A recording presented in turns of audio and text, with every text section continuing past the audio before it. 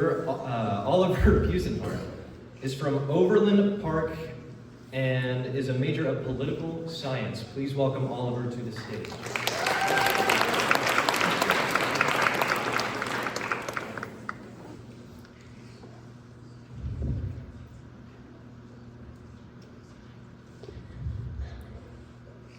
Let me tell you a story.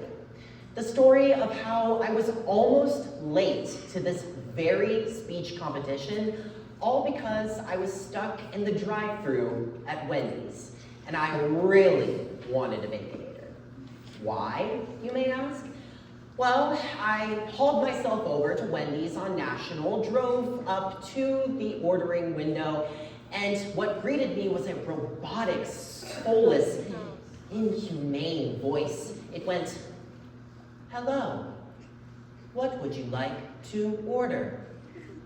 What should have been 15 seconds of me placing my order turned into 2 minutes of me arguing back and forth with a non-human, totally artificial robot. This is one of the many examples of how artificial intelligence has invaded virtually every aspect of our world. And with this in mind, I would like to shed some insight on artificial intelligence, or AI, what it is, and the benefits that it provides for a society as it continues to develop, and also, simultaneously, the consequences that could arise from such a new and evolving technology. When describing artificial intelligence, I like to think of it as the human brain.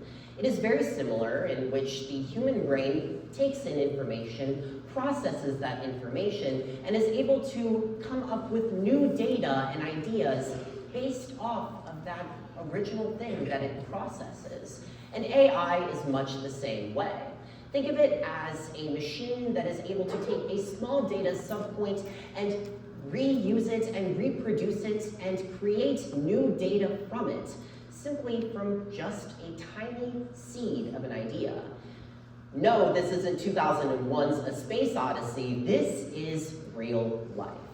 So what exactly are the benefits that can arise from something so spectacular?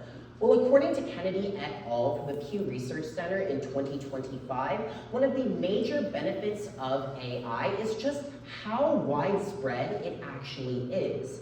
And a lot more people use it than you may initially think. They cited that over 378 million people used AI tools in the year 2024. Now, what exactly did these tools actually do, and what do they look like? Well, some examples are ones that I'm sure you are all very familiar with. OpenAI, ChatGPT, Grammarly, and even Google's AI research assistant, Gemini. Now, let me tell you, Gemini and I are like this close. I use Gemini all the time. But on top of just being a readily available tool that we can all use, there are a few more important, innovative benefits to AI. According to Al-Thani and Khalifa in 2024, one of the major benefits of AI is its use in innovation in nearly every sector. Some of the examples that were cited include increasing administrative efficiency, increasing medical innovation that could go towards life-saving technology, and collecting data and statistics for our military and for various other operations. All of these benefits demonstrate that while AI is only just beginning to take off and develop into something new, we're already seeing those benefits, and it's unlikely that we aren't going to get any more in the near future. But with these benefits in mind, it is important to realize that much like any technological innovation, AI can be misused too. And that leads me to my second point, which are the negative consequences of such an unknown and vast technology. And First, I'd like to talk about the way that AI processes data. It uses what are called data centers, which collect data from nearly every corner that it can get hold of. But unfortunately, these data centers take a heavy environmental toll. According to the Institution of Energy and Environment in 2025, it found that AI data centers wasted and used 4.4% of electricity in the United States and contributed to higher water waste, greenhouse gas emissions, and e-waste. But on top of the long-term impacts that come without a sustainability plan for AI, there's also short-term impacts that need to be discussed as well. And one of the biggest is misinformation. Artificial intelligence contributes massively to misinformation in a variety of ways. Being able to take someone's image, being able to take someone's likeness, being able to take someone's voice and pretty much replicate it, copy it, and make that AI system say and do whatever, in the likeness of this person, whatever it wants them to. But one of the biggest and most recent developments is how AI can seemingly make up completely fake words. I want a show of hands. Who has heard of the Basin Creek Retirement Home? Anyone in the audience? All right, well, here's why it is a prominent example. The Basin Creek Retirement Home has a few social media accounts, including some prevalent ones on TikTok, Instagram, Facebook, some of the biggest social media platforms in the world.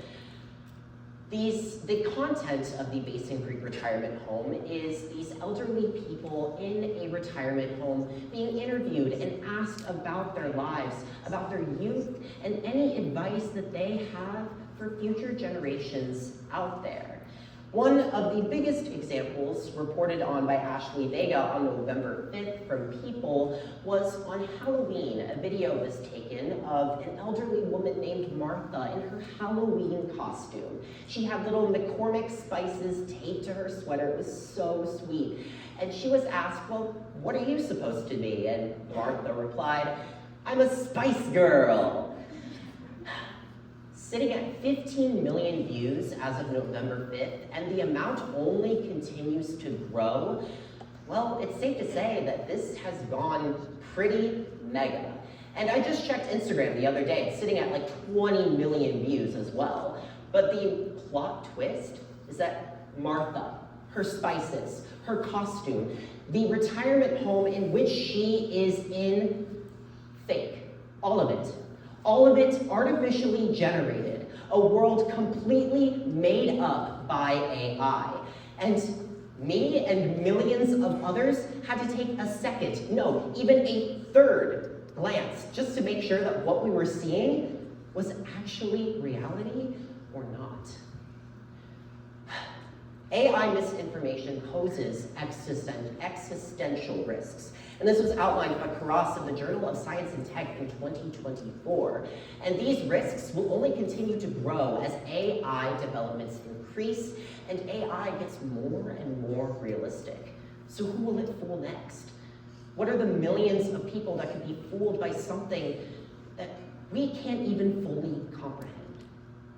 Ultimately, the purpose of this speech is to give you a little bit of an insight into artificial intelligence, and as it continues to grow and develop, how we can navigate ourselves in this growing AI-centered world. I focused on the benefits, the disadvantages, and now it's up to you to be better than me in the Wendy's drive-thru this afternoon. Thank you.